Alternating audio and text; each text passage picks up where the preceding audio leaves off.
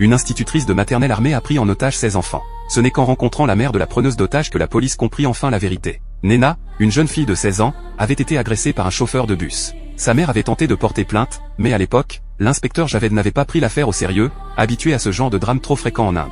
Résultat, l'agresseur n'avait jamais été arrêté. Tandis que les forces spéciales se rassemblaient devant l'école, le Premier ministre arriva sur les lieux. Une fois mis au courant de l'histoire de Nena, il décida de l'appeler. Elle exigeait une rencontre directe, mais il refusa catégoriquement de dialoguer avec une meurtrière. En réponse, Nena relâcha un otage, l'enfant qu'elle avait prétendument tué au début. En réalité, elle avait échangé les balles de son arme contre des cartouches à blanc, ne tuant personne.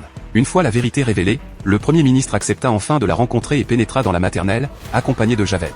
Tout était diffusé en direct à la télévision nationale. Face au pays entier, Nena énonça ses revendications. Premièrement, elle exigeait que le Premier ministre appuie lui-même sur le bouton pour envoyer les 50 millions de dollars qu'elle réclamait à toutes les femmes victimes de violences. Deuxièmement, elle demandait que tous les auteurs d'agressions sexuelles soient condamnés à mort. Une requête difficile à accepter pour le chef du gouvernement, jusqu'à ce que Nena lui révèle un chiffre glaçant. En Inde, une femme est agressée toutes les 16 minutes. Elle exigeait des mesures concrètes pour garantir la sécurité de toutes les femmes du pays. Le Premier ministre lui reprocha alors la prise d'otage, estimant que faire peur à des enfants était injustifiable. Mais pour Nena, c'est précisément en utilisant ces enfants qu'elle avait pu attirer l'attention des autorités, faire intervenir la police rapidement, et obtenir enfin un face-à-face avec ceux qui détiennent le pouvoir. Le Premier ministre promit de l'aider à retrouver le coupable.